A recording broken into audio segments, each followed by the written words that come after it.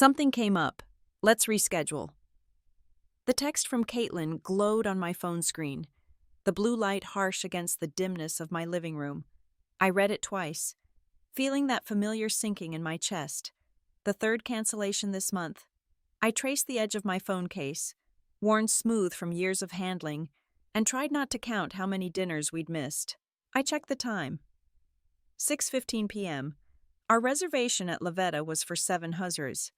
Too late to invite anyone else. Not that there were many people left to call. Since Robert passed away 3 years ago, my social circle had shrunk to a handful of friends who were busy with their own families, and my daughter, who was apparently too busy for me. Fine, I texted back, adding a smiling emoji to hide the hurt. Another time, I stared at my reflection in the hallway mirror. Janet Elliott, 58, silver hair cut in a practical bob, dressed in a navy blue dress I'd bought specially for tonight. Not fancy, but nice enough for Lavetta, the Italian place where Caitlin and I occasionally met for dinner, when we still met for dinner. The house creaked around me, too big and too quiet since Robert died. I'd considered downsizing, but this was the home where Caitlin had grown up, where Robert and I had built our life. Besides, I was still adjusting to being a widow. I wasn't ready to lose my home too. I picked up my purse. No sense wasting a good outfit and an empty evening. I'd go to Lavetta myself, a glass of wine, a plate of pasta, maybe that tiramisu I loved. Just because my daughter didn't want my company didn't mean I couldn't enjoy my own. The drive to Lavetta took 15 minutes, raindrops spitting against the windshield. April in the city, temperamental and damp. I parked and hurried inside. My coat collar turned up against the drizzle. Lavetta was warm and fragrant, the soft glow of Edison bulbs highlighting exposed brick walls and white tablecloths. Marco, the waiter who usually served Caitlin and me, smiled in recognition as I approached the host stand. "Mrs. Elliott, good to see you. Table for 2 tonight?" he asked, already reaching for menus. "Just one," I replied, forcing a smile. "My dinner date canceled." Marco's smile flickered sympathetically. "I'm sorry to hear that." The usual table by the window. I nodded, following him to the small two-top where Caitlin and I usually sat. As we wound through the crowded dining room, the sound of familiar laughter stopped me cold. High, bright laughter that I'd know anywhere. The laugh that used to bubble up when Robert would chase Caitlin around the living room, or when we'd have water fights washing the car on hot summer days. My daughter's laughter. I turned toward the sound, and there she was. Caitlin sat at a table near the back, candlelight dancing across her dark skin, head tilted back in delight. Her husband Tyler was beside her, his arm draped casually across the back of her chair. Across from them sat an older couple, Tyler's parents, Marcus and Vanessa Johnson.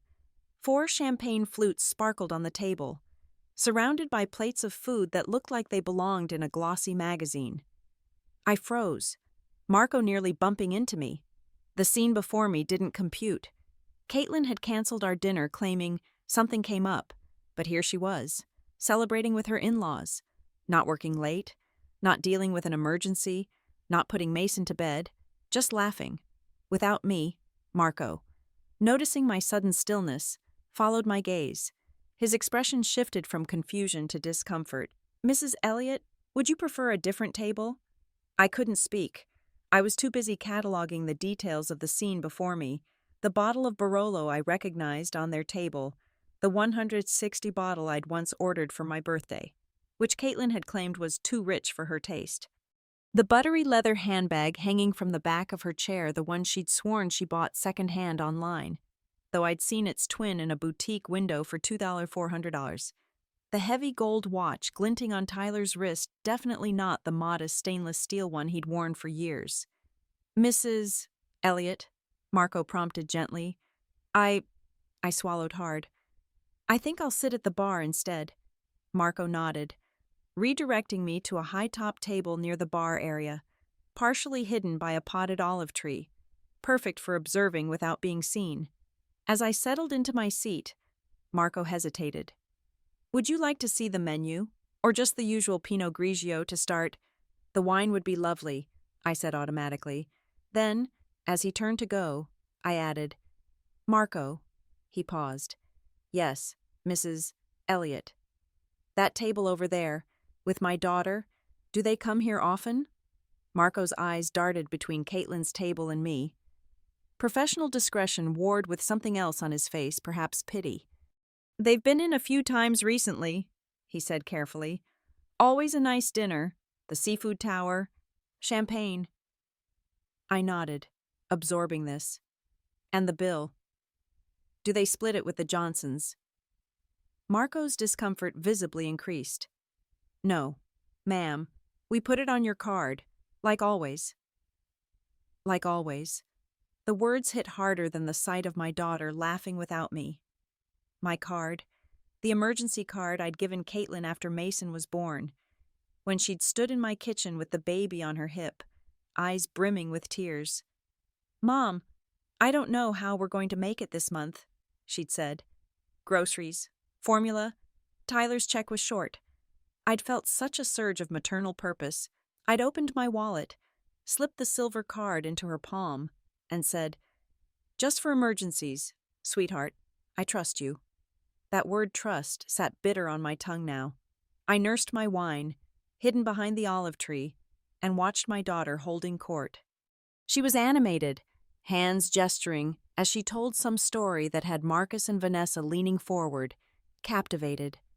Tyler kept refilling their champagne glasses, the golden liquid catching the light. The scene looked like something from a lifestyle magazine. Beautiful people enjoying beautiful food in a beautiful restaurant. But now I saw it for what it really was, a performance financed by my retirement fund. I thought about our recent conversations. Caitlin's vague mentions of tight budgets and cutting back.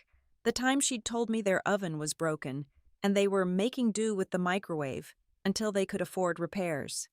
The Sunday dinners she'd canceled because they were too exhausted to host or couldn't afford to bring anything, all while they were here, apparently, eating oysters and drinking champagne on my dime. How long had this been going on? How much had they taken? And how could I have been so blind? I pulled out my phone, opened my banking app, and navigated to the credit card statements. The recent transactions for the emergency card appeared, and my stomach tightened. Lavetta Restaurant, $412.36. Date, last Tuesday. When Caitlin had texted that Mason was running a fever and she needed a quiet night in. Tiffany and County, $875. Date 3 weeks ago, around Tyler's birthday. Nordstrom $1, $250.80. Date last month. When Caitlin had called asking if I could help with their electric bill because things were tight, the list went on. Each entry, a small betrayal. I set my phone down, hands trembling slightly, and took a deep breath. The pain was giving way to something else now, anger. Yes, but also clarity. This wasn't about one dinner, one lie. This was a pattern. I'd spent years covering small gaps for them. A late rent check here, new clothes for Mason there. No fanfare, no lectures, just quiet help. I told myself it was love. That's what mothers do. But as I watched them clink glasses over whatever they were celebrating, I realized love without respect is nothing but servitude, and I'd been a very well-trained servant. I motioned for Marco, who approached with a sympathetic smile. Another wine, Mrs. Elliot. No, thank you. Marco, I have a different request. I took a steadying breath. Is Gabriel working tonight? The manager. Marco nodded. He is. Would you like to speak with him? Please. While I waited, I kept my eyes on Caitlin's table. They were halfway through their main courses now, Tyler cutting into what looked like a perfectly cooked steak.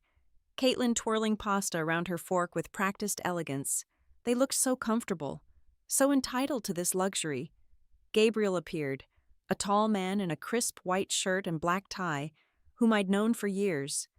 He'd always greeted me warmly when I came in for quiet dinners with Robert. Mrs. Elliot, he said, his voice low and professional. Marco said you wanted to see me. Gabriel, I said quietly, I need your help with something. Sensitive. His eyes flickered with recognition, and he guided me to a quieter corner. "Of course, Mrs. Elliot, what can I do for you? Would it be possible to print me a list of recent charges made to my account here?" I asked, my voice steadier than I expected. His polite smile faltered. "May I ask why—" I didn't flinch. "Because I believe someone's been using it without my authorization, and because the account is in my name." His brows drew together, but he nodded. "If you can show me identification, I'll see what I can do." I handed him my driver's license, and he disappeared into the back. While he was gone, I glanced toward Caitlin's table. She was showing Vanessa something on her phone, both of them laughing. I couldn't remember the last time she'd laughed like that with me. Gabriel returned a few minutes later, sliding an envelope onto the bar discreetly. "I'm not supposed to release this," he said quietly, "but I understand the situation. Please, just be careful." Inside were printed receipts from the last 2 months. My eyes moved down the list. October 3rd, $462. Seafood platter, champagne, October 15th, $385. Barolo, prime rib, lobster ravioli. October 27th, $5 to $12. Caviar service, tiramisu, multiple cocktails. November 4th, $298. Brunch, mimosas, desserts, and on it went. Every single date aligned with one of Caitlin's too-sick-to-cook nights or the times she'd suggested we just order takeout at her place. The total $3,800. Nearly $4,000, not groceries, not emergencies, not even practical purchases that could be excused as necessities. Just indulgence layered on indulgence.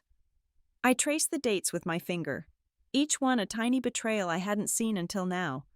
I slipped the envelope into my purse, the paper edges sharp against my fingers. Information was power, and now I had the beginnings of a weapon, not for revenge, but for self-protection. A memory surfaced Caitlin at 16, asking to borrow my car for a study group, only to be caught at a party by a friend of mine. When confronted, she'd cried, said she was sorry, sworn it would never happen again. And I'd believed her, because mothers want to believe their children. I was still making the same mistake 20 years later. I watched as Tyler ordered another round of drinks. Vanessa was showing him something on her phone now, both of them nodding. Marcus leaned back, looking satisfied and relaxed. They were having a wonderful time, untroubled by the thought that someone else was paying. My phone buzzed with a text. "Caitlin. Hope you're having a good night. Mom, sorry again about dinner. Mason's been fussy." Rain check. The lie, so casually delivered, made something harden inside me. I didn't reply. Let her wonder why. I pulled a napkin toward me and started a list. Not sentimental, practical. Freeze the card. Call bank at 8:45 p.m. Pull bank statements. Highlight every emergency. Remove her as authorized user anywhere she still lingers. Change online passwords she set up to help me. Calendar a meeting with my attorney. Document everything. I checked my watch. 8:15 p.m. Their dinner was winding down. Dessert plates were being cleared. Soon they'd ask for the check, and Tyler would pull out my silver card with the same confidence he'd shown ordering 160 bottles of wine. I needed to act quickly. I pulled out my phone again and dialed my bank's customer service number. The representative was professional and understanding when I explained that I needed to freeze a card immediately due to unauthorized use. "Can we schedule it for 8:45 p.m. tonight?" I asked, my voice calm and collected. "Of course, Mrs. Elliot," she replied. "The card will be frozen at exactly 8:45 p.m. Is there anything else I can help you with tonight?" "No, that's all. Thank you for your help." I ended the call and checked the time again. 8:30 p.m. 15 minutes until my plan went into action. I straightened, shoulders back, chin level. This wasn't revenge. This was a reset. Respect, like trust, must be earned. And I'd stopped paying the subscription. I watched as they ordered dessert tiramisu for Caitlin, flourless chocolate cake for Tyler, and espresso all around. I imagined the moment when the bill arrived, when they'd hand over my card like it was their right, only to have the waiter return with a polite, "I'm sorry, it's been declined." The waiter lifted the black folio from their table with a dancer's grace. The check was en route to the truth. I breathed in slow and deep and felt my center click into place. The waiter carried the black check folio to their table, his smile polite, practiced. I didn't need to hear the words to know he was saying something about no rush, and whenever you're ready. My eyes flicked to the clock above the bar. 8:45 on the dot. The trap was set. I expected the reaction to be quick. Card handed over, a moment's pause, the return with the decline, but instead, they lingered. Tyler leaned back in his chair, elbows wide as if holding court. Caitlin was speaking low to his parents. Her tone different now, not airy and light, but weighted. I tilted my head, trying to read lips. Maxed out was easy to catch, then credit cards, then savings. Tyler's voice dropped so low I could barely make out the words, but the phrase on life support reached me clear as a bell. My pulse didn't spike this time. Instead, there was a strange stillness, the way the air feels before a summer storm finally breaks. They weren't just leaning on my card for a luxury dinner tonight. They were leaning on it for their very image, the dinners, the handbags, the watch, the champagne. All the glitter they paraded in front of friends and on social media was balanced on a teetering stack of debt. My card wasn't a gift. It was their oxygen mask, and now I'd turned off the air. The waiter finally returned, and Tyler slipped my card from his wallet, my card, like it belonged to him, and handed it over without hesitation. I caught the gleam of the silver strip in the restaurant light and thought of the afternoon I'd signed the back of it, never imagining it would one day live in his pocket. While they waited, Caitlin reached for her phone again. She wasn't smiling this time. She tapped the screen, glanced toward the entrance, then toward the bar. A flash of awareness passed over her face, and she looked away quickly, focusing on her water glass. I knew she'd seen me. The slight stiffening of her shoulders, the way her smile froze before she masked it with another laugh. She said something to Tyler, who glanced around the restaurant. I dropped my gaze to my coffee, my heart rate kicking up. The waiter reappeared at their table, his expression the same neutral courtesy he gave everyone, but I saw the tiniest hesitation before he spoke. Tyler frowned. Caitlin leaned in, her brow furrowing. Vanessa looked down at her purse as if hoping she'd imagined the words. I could guess exactly what had been said. I'm sorry, it's been declined. Tyler reached for his own wallet. I saw him count out a few bills, then shake his head and tuck them back inside. Not enough. Caitlin rummaged through her bag, pulling out a smaller wallet, flipping through cards. She glanced at Tyler again, her lips pressed tight. I sipped my coffee, slow and steady, watching them shuffle through their options like gamblers, realizing the house always wins in the end. In that moment, they weren't the polished couple in curated Instagram photos. They weren't the power hosts treating the in-laws to an extravagant night. They were just two people caught without a safety net. Suddenly aware of how far they'd fallen, the waiter lingered a moment too long at their table before retreating toward the kitchen. I caught the quick look he sent toward the bar, toward me, as he passed. It wasn't pity exactly, more like the acknowledgement of someone who knows they're part of a scene bigger than they signed up for. I motioned for Gabriel. He approached quietly, slipping behind the bar like a man who'd been in this position before. How bad is it? I kept my voice low. He hesitated, scanning the room. You saw the receipts I printed earlier, he said. But if we're talking total over the past 2 months, it's $3,800. Every charge at the highest end of the menu, champagne, imported seafood, wine by the bottle, not the glass. My stomach sank, but not from shock. I think part of me already knew the number would be obscene. This wasn't about one dinner. It was about a lifestyle they couldn't afford. Dressed up as tradition, hosted on my generosity. They never order simply, he added. It's always for show for the table, and they always mention that Mom's taking care of it. Mom, not my mother-in-law, not a friend. Mom. Like my name was just another accessory to pull out when it fit the image. I thought of all the groceries that $3,800 could have bought, the home repairs I'd been putting off, the small trips I'd told myself I couldn't justify. It wasn't just the money, it was the choice. Their choice to spend it in ways that kept me outside the picture. Across the room, I saw Tyler checking his watch, his jaw tight. Caitlin was leaning in toward Vanessa, whispering quickly, her face pale. She wasn't touching her champagne anymore. The bubbles had gone flat.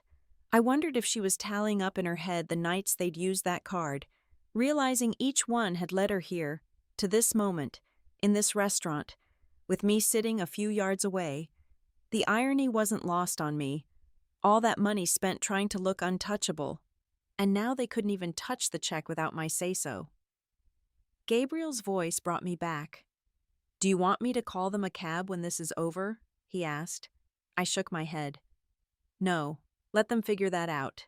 He gave a small, knowing nod before stepping away. I stayed seated, my coffee now cold, my hands still wrapped around the cup. I didn't feel guilty, not even a little. They had counted on me to be the quiet, unquestioning provider. And I had been until tonight. Gabriel had just confirmed it. $3,800 burned on my emergency card, and the check was coming due like a thunderhead. I opened my phone and took photos of each receipt page. Front, back, date visible. I emailed them to myself with the subject line, "Non-authorized charges, Lavetta evidence." Evidence lives in multiple places, doesn't disappear. Quiet doesn't mean weak. It means documented. Then I tapped the bank app. Alerts set to all transactions.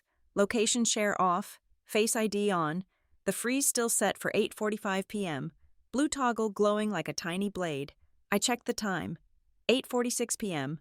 The card was now frozen. My phone buzzed with an alert.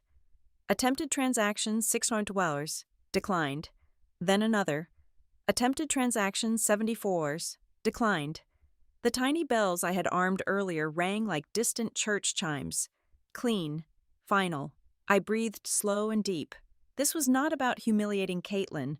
It was about ending the habit she'd built on my back. I shifted to a two-top in their line of sight. Not too close. Not confrontational. If you want power back, you don't beg for a seat. You choose your vantage point. I set my coffee down, centered the envelope in front of me like a placard, and straightened my shoulders. My hands didn't shake. Not anymore. Across the room. Caitlin wasn't laughing now. She was whispering to Tyler, chin tucked, eyes darting. His parents sat very still, the way people do when they sense a fault line under the tablecloth. I felt a flicker of something that wasn't quite pity. Call it recognition. I'd felt that sting the moment you realize the person you counted on has decided to count for herself. I checked my list on the napkin. My roadmap through hell. Card frozen. Evidence saved. Alerts on. Position chosen. Voice steady. I added one last item. Speak once. Speak clearly. No revising history at the table. I slid the envelope into my purse, left the flap showing. I wiped an imaginary crumb from the table, an old habit from 1,000 dinners I'd paid for and cleaned up after. Then I lifted my gaze and let Caitlin see me. Her eyes widened, color drained. There it was, the crack in the mask. For a second, I saw my little girl, guilty over a broken vase. Then she looked at Tyler, and the grown woman returned, calculating, choosing spin over truth. I didn't look away. I thought of all the Sunday roasts, the repairs, the babysitting, just this once, the "I couldn't have done it without you" texts, sent like tips to a service worker. What is love without respect? A tab with no limit. I was closing mine. I stood, smoothed my jacket, and felt that strange, steady lightness that comes when you finally stop negotiating against yourself. When I walked over, I wasn't the purse. I was the person who owned it. I moved toward their table with deliberate steps, envelope in hand. My heart should have been racing, but instead, I felt an unexpected calm. Years of accommodating, of making myself small to fit into my daughter's life, had left me with a well of patience that was now serving a different purpose. Marcus noticed me first. his eyes widening slightly before he nudged Vanessa. She turned, her expression shifting from confusion to discomfort. Tyler was still arguing with the waiter in hushed tones, oblivious to my approach. Only Caitlin remained perfectly still, staring at her water glass as if it held answers. I stopped at the edge of their table, waiting. No one spoke. The ambient restaurant noise seemed to dim, as if the universe itself was holding its breath. "Well," I said, my voice calm and clear, "since dinner's on me, I thought I'd join you." 4 pairs of eyes locked onto me. Caitlin's face drained of color, then flushed high on her cheekbones. Marcus and Vanessa shifted uncomfortably, their polite smiles faltering as they realized this was not a happy coincidence. I didn't sit right away. I placed the envelope on the table, sliding it to the center so it rested between the water glasses. The top flap hung open just enough for the printed statements to peek out columns of dates and totals in stark black and white. "This," I said, tapping the paper with one fingertip, "is every charge made on my emergency card in the last 2 months, luxury dinners, handbags, wine, nearly $800, and not a grocery bill in sight." Caitlin opened her mouth. I lifted my hand, palm out, not loud, not forceful, just enough to stop her. "I gave you that card for when you were home with Mason and couldn't work. I thought you needed help. I did not give it to you to entertain yourselves and your in-laws while telling me you couldn't afford to have me over for Sunday dinner." The air between us tightened. Tyler tried to speak, but Vanessa's hand landed on his wrist, silencing him. She was quicker to read the room. The waiter still stood there, folio in hand. I glanced at him, then back at the table.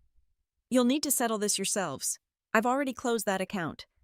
Caitlin's voice finally came, shaky and thin. "Mom, you could have just—" "No," I cut in, my tone firm but even. "I could have kept pretending, but that ends tonight." I eased into the empty chair beside Vanessa, crossing my legs and folding my hands in my lap. I wasn't here to shout. I was here to end a habit. My habit of paying for what I wasn't getting in return. My habit of mistaking financial support for love. Tyler cleared his throat. "We can talk about this later." "There's nothing to discuss," I said. "The numbers are right there, and so is my decision." The awkward silence stretched. Silverware clinked faintly as the waiter shifted his weight. Caitlin stared at the receipts, but her eyes kept darting to my face like she was looking for the old softness she used to talk her way out of trouble. I didn't lean forward. I didn't lower my voice like I was sharing a secret. I wanted every word to sit plainly between us, heavy enough that they couldn't brush it aside. "This," I said again, tapping the envelope, "is the last meal you'll ever have at my expense." No theatrics, no raised voice, just the truth placed squarely in the middle of their table. The way you set down a bill that needs paying. Caitlin's lips parted, but nothing came out. Tyler's shoulders stiffened. His jaw worked like he was chewing words before spitting them out. Marcus and Vanessa froze, unsure whether to look at me, at each other, or at their untouched plates. "You replaced me tonight," I continued, keeping my tone even. "You told me dinner was canceled, and here you are hosting your in-laws, drinking champagne, eating scallops on my dime, and you've been doing it for months." The words landed like stones dropped in water, small ripples that widened the longer the silence stretched. Tyler tried again. "Look, maybe there's been a—" "No," I said. "There hasn't. The bank statements are right there. The dates match the nights you told me you were too tired to cook or that you were sick, all while you were here, or somewhere like it, running up charges and letting me believe it was necessity." Caitlin's hands trembled as she reached for her wine glass, but she didn't drink. She set it back down and pressed her palms to her thighs. "Mom, you don't get to smooth this over," I said quietly. "Not with Mom, and not with excuses. You've taken advantage. You've lied. And worse, you've made it normal." The truth hung there, raw and unpolished. No one moved. Even the waiter, still holding the folio, stood as if rooted in place. Vanessa cleared her throat. I didn't realize." "Of course you didn't," I said, meeting her eyes. Because they wanted it to look effortless. That's what money does when it comes without strings. It hides who's holding it up. But I'm cutting the strings. Caitlin looked like she'd swallowed something sharp. Her eyes darted to the envelope, then back to me, searching for some sliver of softness to pry open. I gave her none. This isn't about the money, I said, leaning back in my chair. It's about the fact that you thought my presence was optional, but my wallet was required. That stops now. Caitlin's eyes welled with tears, but I recognized the calculation behind them. She'd always been able to cry on cue when backed into a corner. It was a skill I'd never mastered myself. We were going to pay you back, she whispered, voice catching. We're just going through a rough patch. A rough patch that involves champagne and caviar, I asked, my tone not unkind, just factual. A rough patch that somehow includes a $2, $400 handbag and a gold watch. Tyler's face darkened. Those were gifts. From whom? I asked. Knowing the answer, Caitlin looked down at her hands. From each other. I let the silence expand, the kind that forces truth to the surface like air bubbles in water. Gifts paid for on my emergency card, I said finally. Gifts you gave each other while telling me you couldn't afford to fix your oven. Vanessa gasped softly. Marcus's face had taken on a rigid quality, the look of someone witnessing a car crash in slow motion. Did you know, I said, addressing them directly, that while your son and daughter-in-law have been hosting you at these lovely dinners, they've told me repeatedly they're struggling, that they can't afford to visit, can't afford repairs, can't afford the basics. Vanessa's eyes widened. But they just took us to the Hamptons last month. We stayed in a beachfront property. The revelation hung in the air like smoke. Caitlin's tears dried instantly. Her gaze darted to Tyler, whose face had gone from dark to thunderous. I had no idea, I said, my voice steady despite the fresh betrayal. But I'm not surprised. I stood then, leaving the envelope exactly where it was, the top page still showing the totals in neat, undeniable print. I wanted her to have to look at it every time her eyes drifted down. You'll figure out how to cover the bill, I said. 4 ways sounds fair. I didn't rush for the exit. I moved to the bar and stood there ordering nothing, just letting them feel the shape of my absence while the bill sat like a landmine in the middle of their table. The waiter cleared his throat. How would you like to settle, sir? He asked Tyler. Split it evenly, I called over my shoulder, my tone light but carrying. 4 ways. Tyler twisted in his seat, his face tight. That's ridiculous. No, I said, turning just enough to meet his eyes. That's fair. You invited 4 people. 4 people can pay. For a heartbeat, no one moved. Then Vanessa fished her wallet from her bag. Cheeks flushed a deep pink. Marcus followed, flipping open a leather billfold with a resigned sigh. Tyler glared at Caitlin, who sat perfectly still, staring at the table like she might disappear into the grain. This is humiliating, Tyler muttered. Not as humiliating as being used, I said evenly. The waiter began splitting the check without another word. The only sound was the quiet shuffle of cards being pulled from wallets, the faint scratch of a pen as signatures landed. I thought about every time I'd slipped Caitlin money for just this once emergencies, believing her when she swore she'd pay me back. I thought about the excuses that always came later. An unexpected bill, a car repair, a sick child.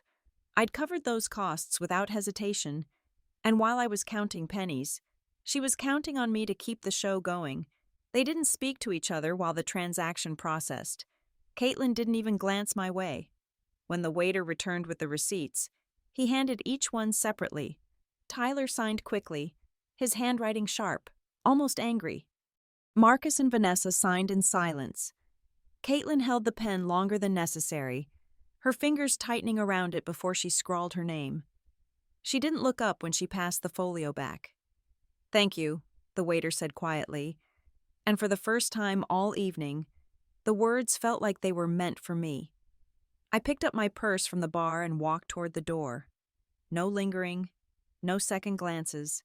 I'd said what needed saying, and the rest was theirs to sit with. As I stepped outside, the cool night air wrapped around me, cleaner than the thick, uncomfortable air I'd left behind. The restaurant door closed softly behind me, muting whatever conversation or silence followed at that table. I didn't feel victorious. I felt lighter. Lighter in a way I hadn't in years because I'd finally taken myself off the hook I'd hung on their wall. I walked to my car without looking back, my heels clicking steady on the pavement, the envelope safe in my bag. Evidence, proof, and a reminder should I ever need it. Of the night I decided enough was enough. The drive home felt different, not quiet, but uncluttered, for the first time in years. My mind wasn't looping through unpaid debts of the heart, ways I might soften the blow next time, how I could help without feeling used. That loop was gone, at a red light. I pulled the envelope from my purse and set it on the passenger seat. The neat columns of charges stared back at me. Each date was a little knife, but instead of twisting, they cut me free. I didn't need to keep it as ammunition anymore. It was a record, nothing more, of what I'd finally stopped allowing. As I drove, my phone buzzed. Once, twice, 3 times. I didn't need to look to know who it was. Caitlin, no doubt, with a barrage of texts ranging from anger to apology. I'd read them later, when I was steady enough to see them for what they were. Then, unexpectedly, the phone rang. The caller ID showed not Caitlin's name, but Tyler's. I let it go to voicemail. Whatever he had to say could wait until tomorrow, when emotions weren't so raw. When I reached my driveway, I sat in the car for a moment. The porch light glowed faintly, the way it always had when Robert was alive, waiting for someone to come home. For years, I'd been the one keeping lights on for everyone else. Tonight, I walked into a house where the only person I needed to account for was me. I set my purse on the counter, pulled open the drawer where I kept my financial papers, and found the spare emergency card, the one I'd kept tucked away, thinking there might be a day when she truly needed it. I ran my thumb along its smooth edge, remembering the day I'd handed her the first one, how she'd hugged me, promised it was just until things got better. With one clean motion, I took the scissors from the drawer and cut it in half. The sound was sharper than I expected. Final. It wasn't just about the card. It was about reclaiming every inch of ground I'd given away in the name of keeping peace. I'd mistaken constant giving for love, but love without respect is just a transaction. And tonight I'd closed my tab. I sat down at my kitchen table and finally looked at my phone. 5 texts from Caitlin, 1 from Tyler, and strangely, 1 from Vanessa.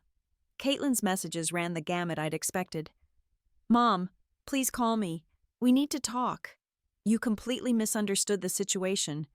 I can't believe you humiliated us like that. Tyler is furious. His parents think I've been lying to them. Please, Mom, call me. I'm sorry." Tyler's was shorter. "Janet, we need to discuss this like adults. Call when you're ready." Vanessa's surprised me. "Janet, I had no idea what was happening. I think we should talk. Just us. I'm staying at the Marriott downtown, room 412. I set the phone down without responding to any of them. Not tonight. Tonight was for me. I made myself a cup of tea, sat on my back porch, and watched the stars. The night was quiet, but not lonely.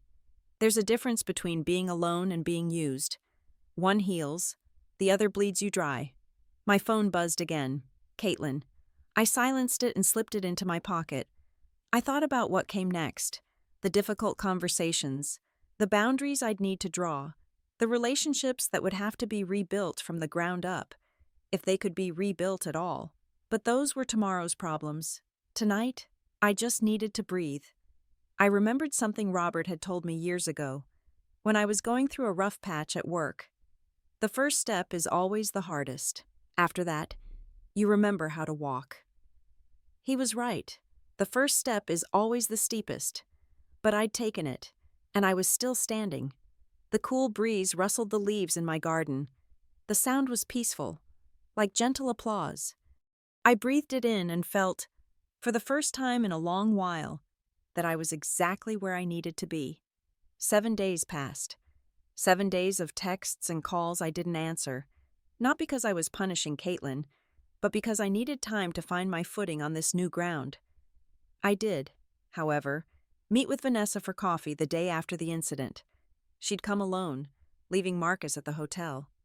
I had no idea, she'd said, her hands wrapped around her mug. We thought they were doing well. Tyler talks about promotions, big accounts. Caitlin always looks so put together. I finished for her. She nodded. Expensive. And I never questioned it. I should have known better. We believe what we want to believe about our children, I said. It wasn't an accusation, just a truth. Vanessa's eyes had misted. Marcus and I are flying home tomorrow. We're reassessing some things, including how much we've been enabling them by not asking questions. We'd parted with a hug and a promise to stay in touch. Sometimes strangers become allies in the strangest ways. Now, 7 days later, I heard a car pull into my driveway. I knew who it was before I looked out the window. Caitlin, alone. I opened the door before she could knock. She stood on the porch, looking smaller than I remembered. Her makeup was minimal, her hair pulled back, none of the usual armor. "Hi, Mom," she said, her voice uncertain. "Caitlin," I replied, stepping aside to let her in. She hesitated, then stepped over the threshold. The house was quiet around us, just the ticking of the grandfather clock in the hallway. "Would you like some tea?" I asked. She nodded, following me to the kitchen. Old habits, old paths, but we both knew we were walking them differently now. I filled the kettle, set out cups. We moved around each other with the careful choreography of people who once knew each other intimately, but now weren't sure where the boundaries lay. "Tyler wanted to come," she said finally, sitting at the table. "I told him no. This needed to be just us." I nodded, appreciating at least that much awareness. "He's angry," she continued. "At you, at me, at his parents, everyone." "I'm not surprised," I said, keeping my tone neutral. The kettle whistled. I poured the water over tea bags, the steam rising between us like a veil. "I'm sorry," she said suddenly. "I'm so sorry. Mom." I set the cups down and took a seat across from her. "For what exactly?" I asked, not to be cruel, but to be clear. Her eyes filled with tears, but this time they seemed genuine. "For all of it. Using your card, lying about why we couldn't see you, making you feel like you weren't important while we spent your money entertaining other people." I let the words hang in the air. Acknowledgement was the first step. "What I don't understand," I said finally, "is why, I would have helped if you were really struggling. I always have. Why the deception?" She stared into her tea like it might hold answers. "It started small. The card was for emergencies, like you said, and there were some real ones. But then, I don't know, it became so easy. Tyler lost his job 6 months ago." The revelation hit me hard. 6 months. But you never said anything. He didn't want anyone to know, not his parents, not you. He was too proud. He kept saying he'd find something better, but nothing came through. We burned through our savings trying to keep up appearances. "Appearances for whom?" I asked. "Not for me. I would have understood." "For everyone," she whispered. "His parents have always had money. They expect a certain lifestyle. And our friends. Everyone's always posting their perfect lives online. Perfect homes. Perfect vacations. It felt like we were falling behind." "So you created a perfect life with my credit card," I said. She winced but didn't deny it. "I told myself it was temporary, that we'd pay you back when things turned around, but it just kept escalating. The dinners got more expensive. The gifts became bigger. We were trying to fill something, I think, something that money couldn't actually fix." I thought about all the times she'd seemed anxious, checking her phone, making excuses to leave early.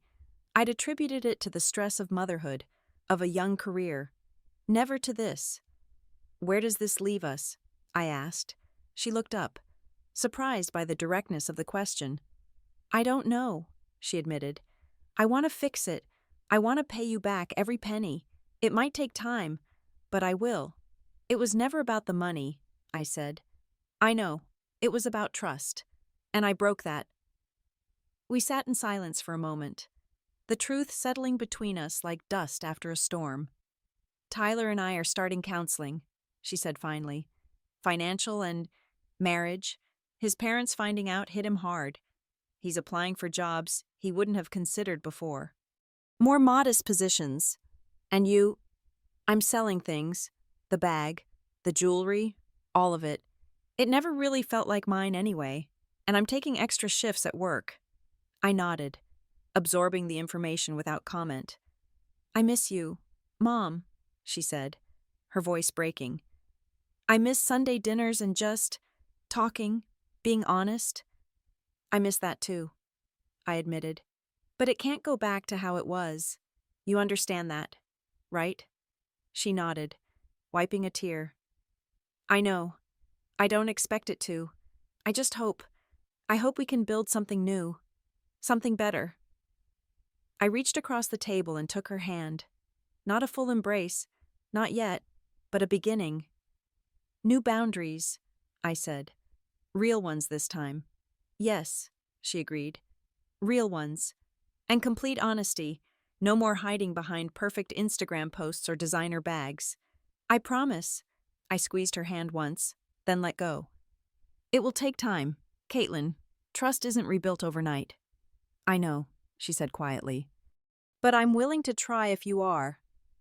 Outside, the late afternoon light slanted through the windows, casting long shadows across the kitchen floor. Time passing, changing everything it touched.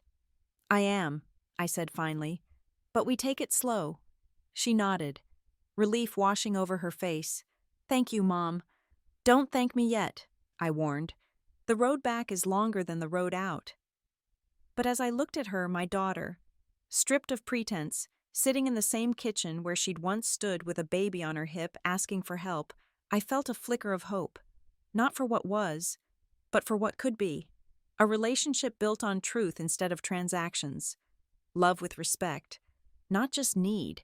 It would be different. But different didn't have to mean worse. 3 days after my conversation with Caitlin, Tyler arrived at my doorstep. Unlike his wife, he didn't come with humility. His knock was sharp, insistent, his posture stiff when I opened the door. Janet, he said, nodding curtly. We need to talk. I assessed him coolly. The gold watch was gone, replaced by his old stainless steel one. His designer clothes had been swapped for a simple button-down and jeans, but the entitlement still clung to him like cologne. Come in, I said, stepping aside. He entered, hands in pockets, surveying my living room as if he'd never seen it before. Perhaps he hadn't really seen it. The photographs of Robert and me in our younger days, the bookshelf full of novels I'd read and reread, the small garden visible through the window, where I grew herbs and flowers, my life, not just a backdrop for his. Would you like coffee? I offered, more out of habit than hospitality. No, he said sharply, then seemed to catch himself. No, thank you. I won't be staying long. I settled into my armchair, gesturing for him to take the sofa. He remained standing. Caitlin told me about your conversation, he began. She seems to think we can just apologize and everything will be fine. That's not what she said, I replied calmly. She knows rebuilding trust will take time. Trust, he echoed, almost sneering. You realize we're adults, right? We don't need to be monitored or given allowances. I met his gaze steadily. Adults pay their own bills. Tyler, they don't use someone else's credit card for luxury dinners while claiming poverty. His jaw tightened. It wasn't like that. We were going through a rough time. The card was just a stopgap. A $3 or $800 stopgap, I said, for caviar and champagne. He paced the room, agitation rolling off him in waves. Look, I didn't come here to argue about receipts. I came to tell you that we're paying you back. Every cent. Then we're done. Done, I repeated. With the guilt trips, with the conditions, with being treated like children. I let the silence stretch between us, watching him fidget under its weight. Is that how you see this, Tyler? As a guilt trip, not as consequences for actions you chose. He glanced away, his facade cracking slightly. I lost my job, he said finally, voice lower. 6 months ago. Did Caitlin tell you that? She did. And did she tell you I've been to 37 interviews since then, that I've been rejected every time, that her salary barely covers our mortgage, that every time I look at my son, I see someone I'm failing? His voice broke on the last word, and for the first time, I glimpsed the man beneath the armor, not just angry, terrified. No, I said softly. She didn't tell me that part. Tyler sank onto the sofa, the fight draining out of him like air from a punctured balloon. I couldn't tell my parents. They've always seen me as successful, the golden boy. I couldn't bear for them to know I couldn't even provide for my family. I remained silent, letting him talk. The card was supposed to be temporary, just to get us through until I found something, but then weeks turned into months, and nothing came through.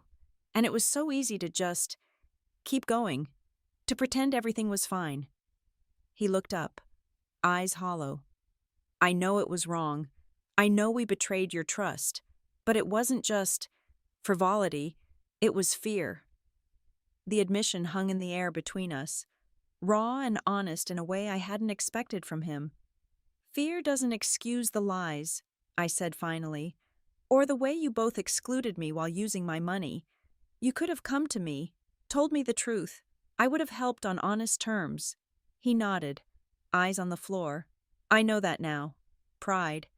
It makes you stupid sometimes. Yes, I agreed. It does. We sat in silence for a moment, the ticking of the grandfather clock the only sound in the room. So what now? He asked. Now you do what you said. You pay back what you took. But more importantly, you rebuild trust with honesty, not just repayment. And if we can't? The question was quiet, vulnerable. Then at least we tried with integrity this time, I replied. Which is more than I could say before. Tyler nodded slowly, absorbing the words. I applied for a job yesterday, he said. Assistant manager at a smaller firm, less prestige, less money than I used to make. But it's something honest, I said. Yes, he agreed. Something honest. He stood to leave, pausing at the door. I am sorry, Janet, not just because we got caught, because we hurt you. I nodded, accepting the apology for what it was, imperfect, but sincere. Caitlin wants to have you over for dinner Sunday, he said. Nothing fancy, just family. I'd like that, I said, as I watched him walk to his car, shoulders straighter than when he'd arrived. But humbler too, I felt a shift in the air. Not forgiveness, not yet, but possibility. The road back was indeed longer than the road out. But at least now, we were all walking in the same direction. The first Sunday dinner at Caitlin and Tyler's new townhome was an awkward affair. They had sold their oversized house in the suburbs and moved to a modest 2-bedroom closer to my neighborhood. The change was stark. Gone were the designer furniture and aspirational art pieces, replaced by simple, functional items and a few cherished keepsakes. I arrived bearing a homemade apple pie, something I hadn't done in years. Usually, I'd bring an expensive bottle of wine or gourmet dessert from the upscale bakery downtown, but those gestures felt wrong now, tainted by the knowledge of how our previous dynamic had played out. Caitlin opened the door. 2-year-old Mason balanced on her hip. Her hair was pulled back in a simple ponytail, face free of makeup except for a touch of mascara. She wore jeans and a plain sweater, nothing designer, nothing for show. Mom, she said, relief washing over her face. You came. I said I would, I replied, offering the pie. Still warm. Mason reached for me, chubby hands grasping. Gamma. I took him into my arms, inhaling his sweet baby scent. At least this was unchanged, his innocent affection, untouched by the complications of adult relationships. The townhome was cozy, warm with the smell of something simple cooking. As Caitlin led me to the small dining area, I noticed the mismatched plates already set on the table, the simple centerpiece of wildflowers in a mason jar. Tyler emerged from the kitchen, wiping his hands on a dish towel. "Janet," he nodded, smile tentative but genuine. "Glad you could make it." "Something smells good," I commented, settling Mason in his high chair. "Just spaghetti and meatballs," Caitlin said, a hint of embarrassment in her voice. "Nothing fancy." "Sounds perfect," I assured her. We moved around each other cautiously at first, the memory of our confrontation at Lavetta still fresh. But as the meal progressed, the tension slowly eased. We talked about safe topics. Mason's new words, the neighborhood, a book I'd been reading. No one mentioned money, jobs, or the past. It wasn't until dessert that Caitlin finally broached the subject we'd been dancing around. "We've made some changes," she said, cutting into the apple pie. "Not just the house." I waited, giving her space to continue. "Tyler got that job he mentioned, the assistant manager position. It's a start." She glanced at her husband, who nodded. "And I've picked up extra shifts at the library. Between the two incomes, we can manage, barely, but honestly, that's good," I said simply. "We've also started financial counseling," Tyler added. "Learning to live within our means. It's humbling." I could see it cost him to admit this. The golden boy with the Ivy League degree now counting pennies and clipping coupons. "We've set up a repayment plan for what we owe you," Caitlin continued, sliding an envelope across the table. "It's not much to start, but we'll add to it every month." I opened the envelope to find a check for $200, a small fraction of what they'd spent, but significant given their new circumstances. "Keep it," I said, pushing it back toward her. "Put it in Mason's college fund instead." Her eyes widened. "But Mom, we need to pay you back." "You are," I said, "just not with money."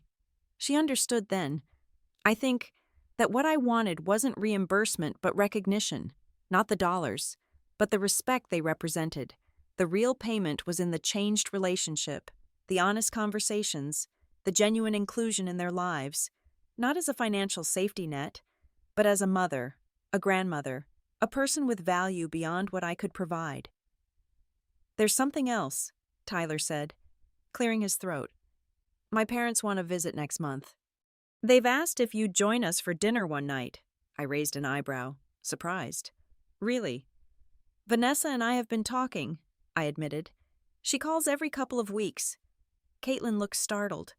"You and Tyler's mom are friends now?" "Not exactly," I said. "But we understand each other. We're both learning how to support without enabling." The conversation shifted then to lighter topics. But something had changed. A layer of honesty had been added to our interaction. Not comfortable yet, but real. As I prepared to leave, Caitlin walked me to the door. Mason now asleep in his bedroom. "Was it terrible?" she asked quietly. "Dinner. I know it's not what you're used to from us." I turned to face her fully. "It was the best meal we've shared in years," I told her truthfully. "Because it wasn't a performance." She blinked rapidly, fighting tears. "I want to be better, Mom. Not just for you or for Tyler or even for Mason. For me. I'm tired of pretending." I hugged her then. The first real embrace we'd shared since before the Lavetta incident. She clung to me for a moment, like she used to as a child after a nightmare. "One step at a time," I murmured. "That's all any of us can do." As I drove home, I felt a lightness I hadn't experienced in months. Not because everything was fixed, it wasn't. The road ahead would still have its bumps and detours. But for the first time in a long while, we were traveling it together, with open eyes and honest hearts. It wasn't forgiveness, not completely. but it was a beginning. Over the next 3 months, our new normal slowly took shape. Sunday dinners became a regular tradition again, alternating between my house and Caitlin and Tyler's townhome. The meals were simple pot roast, chicken and vegetables, homemade pizza that Mason helped decorate with toppings. We took turns cooking, each contributing what we could. Tyler settled into his new job, the initial sting of demotion giving way to a surprising contentment. "I'm home by 6 every night," he told me one evening as we washed dishes side by side. "I see Mason before bedtime. I'd forgotten what that was like." Caitlin sold her designer clothes and accessories online, using the proceeds to pay down their debt.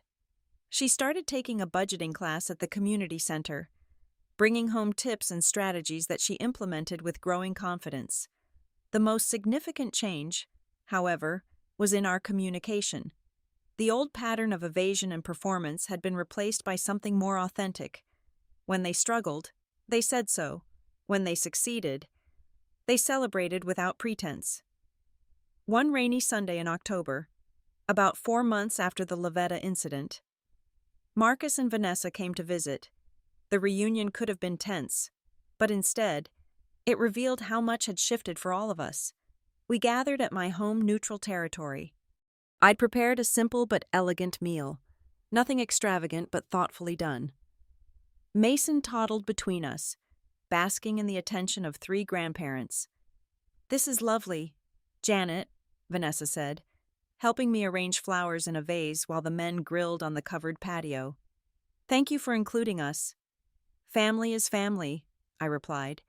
"Even when it's complicated," she smiled, understanding the subtext. "Marcus and I have been doing some soul-searching too," she confided, "about the expectations we set, the values we modeled. It's not easy to admit you might have contributed to your child's struggles." I nodded, thinking of my own blind spots with Caitlin.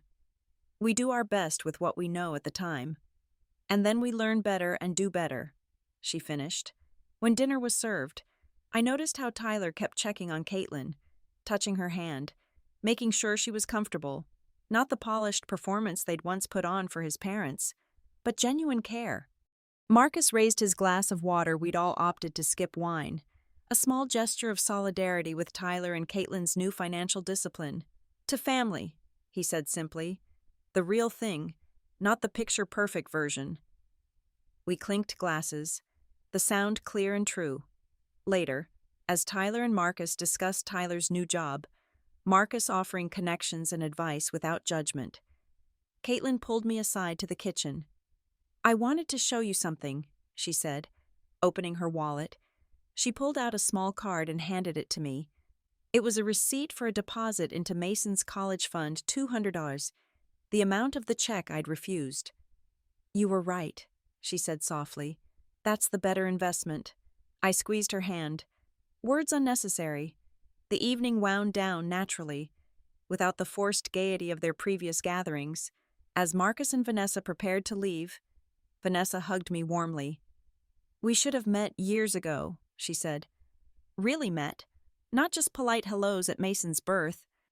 "Better late than never," I replied. After they left, Caitlin, Tyler, and Mason stayed to help clean up. As we worked together in companionable silence, I realized how much I'd missed this, not the grand gestures or expensive outings, but the simple rhythm of family life. "We're thinking of starting a garden at the townhome," Caitlin mentioned as she dried the last plate. "Nothing fancy, just some herbs and vegetables. Mason loves digging in the dirt." "I could help?" I offered. "Share some cuttings from mine." "We'd like that," Tyler said, and I could tell he meant it. As they gathered their things to leave, Mason now asleep on Tyler's shoulder, Caitlin lingered. "Do you think we'll ever get back to where we were?" she asked, voice small. I considered the question carefully. "No," I said finally, "and that's a good thing." She looked surprised. "Where we were wasn't real, Caitlin. It was built on performance and pretense. What we're building now is harder, messier, but it's authentic. I'd rather have this any day." She nodded slowly, understanding dawning in her eyes. "Me too," she admitted. "It's exhausting being perfect all the time." You never had to be perfect, I told her. You just had to be honest. She hugged me tightly before leaving, and I stood in the doorway watching them drive away, Mason's car seat visible in the back of their modest sedan. The night was cool and clear, stars pricking the darkness above. Inside, I noticed they'd left Mason's stuffed elephant on the sofa, his beloved Ellie, that he couldn't sleep without. I texted Caitlin to let her know, expecting them to turn around immediately. "Can you keep him tonight?" She texted back. "We'll get him tomorrow. Maybe you could bring him when you come help with the garden." It was a small request, but significant, trusting me with something precious to them. A circle closing, healing. "Of course," I replied. "Ellie and I will see you tomorrow." I placed the stuffed elephant on my bedside table, its worn fabric soft under my fingers, a tangible reminder that sometimes breaking must happen before rebuilding can begin. The next morning, I arrived at their townhome with garden tools, seedlings, and Ellie tucked safely in my bag. Caitlin and Mason met me in the small backyard, Mason immediately demanding his elephant with the imperious certainty only toddlers possess. As we dug in the soil together, planting rosemary and thyme, Caitlin asked me about my own garden. "You've always made things grow," she observed. "I never inherited that talent." "It's not talent," I told her. "It's patience, knowing that growth takes time and care." She caught my meaning, nodding thoughtfully. "I'm learning that," she said, helping Mason pat soil around a tiny tomato plant. In a lot of ways. Later, Tyler joined us, bringing lemonade and sandwiches. We ate picnic style on their small patio, Mason creating elaborate soil designs on his pants. "I was thinking," Tyler said hesitantly, "about Thanksgiving. We'd like to host this year. Nothing elaborate, just family, you, my parents, maybe your friend Susan from the book club. If that's not too much." The offer touched me deeply, not because of the invitation itself, but because of what it represented: a genuine desire to include me in their lives, not as a financier, but as family. "I'd like that very much," I said. "Fair warning," Caitlin added with a small smile. "It won't be Instagram-worthy, mismatched plates, maybe some store-bought pie alongside the homemade stuff." "Sounds perfect to me," I assured her, as I drove home that evening, dirt under my fingernails and the scent of herbs clinging to my clothes. I realized something important had shifted. The pain of betrayal was still there, a shadow in the background, but it no longer defined our relationship. We were growing something new in its place, something rooted in truth, nourished by respect, and given the time and space to flourish naturally. It wasn't perfect, but it was real, and that made all the difference. 1 year to the day after the Lavetta incident, I received a handwritten invitation in the mail. The card was simple, made of recycled paper, decorated with what appeared to be Mason's handprints in blue and green paint. "Please join us for dinner," it read in Caitlin's neat handwriting. "To mark an anniversary and a new beginning. Saturday, 7 p.m., smart casual, but comfortable. No gifts, just you." I smiled at the last instruction. Caitlin knew me well. I would have brought something extravagant without that gentle reminder. The year had brought many changes. Tyler had received a promotion at his new firm, not to his previous executive level, but to a position with greater responsibility and slightly better pay. Caitlin had started a small side business creating budget planning templates for other young families, turning her own hard-earned financial literacy into a modest income stream. They'd paid back about half of what they'd spent on my card, insisting on making monthly contributions despite my initial reluctance. "It's not about the money," Tyler had explained.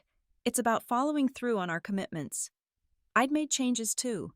I'd joined a travel group for women over 50, taking weekend trips to nearby cities and planning a longer journey to Santa Fe for a painting retreat. I'd expanded my garden, started volunteering at the library where Caitlin worked, and even gone on a few cautious dates, nothing serious, but steps toward a life that was fully mine. Mason, now 3, had blossomed into a chatty, curious little boy who loved nothing more than helping me plant seeds or bake cookies. his small hands always eager to participate. When Saturday arrived, I dressed carefully in a simple blue dress and silver earrings Robert had given me for our 30th anniversary, not to impress, but to honor the occasion with appropriate care. The townhome glowed with warm light as I approached. Through the front window, I could see Tyler arranging something on the dining table, Mason helping by moving napkins from one place to another. The scene was so ordinary, so genuine, that it brought a lump to my throat. Caitlin opened the door before I could knock, her face alight with a smile that reached her eyes. "You're right on time," she said, ushering me in. Mason's been asking when Grandma would arrive for the past 3 hours. The little boy in question barreled toward me, wrapping his arms around my legs. "Gamma, we made special dinner." "Did you now?" I asked, kneeling to his level. "That sounds wonderful." Tyler approached, offering a warm hug. "Good to see you, Janet. Can I get you something to drink? We have that herbal tea you like." "That would be lovely," I said, following them into the dining area. The table was set simply, but with obvious care. Cloth napkins I recognized from my own linen closet, a housewarming gift, plain white plates, and a centerpiece of fresh flowers and photos. I leaned closer to examine the photographs, Caitlin as a baby in my arms, Tyler and Caitlin on their wedding day, Mason's first birthday, and a recent one of all of us in the garden. "Our real highlight reel," Caitlin explained, noticing my interest. "Not the curated version for social media, the moments that actually matter." Dinner was a collaborative effort roast chicken that Tyler had prepared, vegetables from our shared garden, fresh bread that Caitlin had learned to make in her community center class, nothing elaborate, but made with care and served with love. As we ate, the conversation flowed naturally. No phones appeared, no pausing to document the meal for Instagram, no checking for emails or messages, just presence. "I've been thinking a lot about this past year," Caitlin said as we finished the main course, "about how far we've come since that night." We all knew which night she meant. There was no need to elaborate. "It was the worst moment of my adult life," she continued. "And also, strangely, one of the most important. It forced us to look at who we'd become and who we wanted to be." Tyler reached for her hand. We were living a life we couldn't afford, trying to impress people who didn't really care, and hurting the person who cared the most. "I wouldn't say it was worth it," I replied honestly. "The pain was real, the betrayal was real, but I am grateful for where we are now." After dinner, while Tyler put Mason to bed, Caitlin handed me a small box wrapped in simple brown paper. "What's this?" I asked. "Just open it," she urged. Inside was a framed photograph, not a recent one, but one from years ago. Caitlin and me in the kitchen of our old house, flour on our noses, laughing as we attempted to make Christmas cookies. She couldn't have been more than 12. "I found it when we were moving," she said. "I thought you might like to have it." I traced the edge of the frame, feeling the weight of the moment. "I remember this day," I said. "The cookies were terrible. But we had fun," she added. "That's what I've been thinking about lately. How somewhere along the way, I forgot what actually matters. It's not the perfect meal or the designer bag. It's this." She gestured to the photo. "Being real with each other." I hugged her then. A real hug. Not the perfunctory embrace we'd been sharing for years. She held on tight, like she used to when she was little. "I'm still learning," she whispered against my shoulder, "but I'm trying. That's all any of us can do," I told her. Later, as we sat in their small living room with cups of tea, Mason asleep in his room, Tyler having stepped out to take a call from his parents, I felt a sense of peace settle over me. Not because everything was perfect, it wasn't. There would still be hard days, disagreements, moments when old patterns threatened to emerge. But something fundamental had shifted. The relationship wasn't transactional anymore. It was reciprocal, give and take, honesty and boundaries, love and respect in equal measure. "Mom," Caitlin said, breaking the comfortable silence, "I wanted to ask you something." "What is it?" I responded, setting down my tea. Would you teach me to make Grandma's pot roast, the one you used to make for Sunday dinners when I was little? Such a simple request, but it meant everything, not asking for money or favors, but for connection, for tradition, for the kind of wealth that doesn't deplete when shared. I'd love to, I said. Next Sunday. She nodded, smiling. Next Sunday.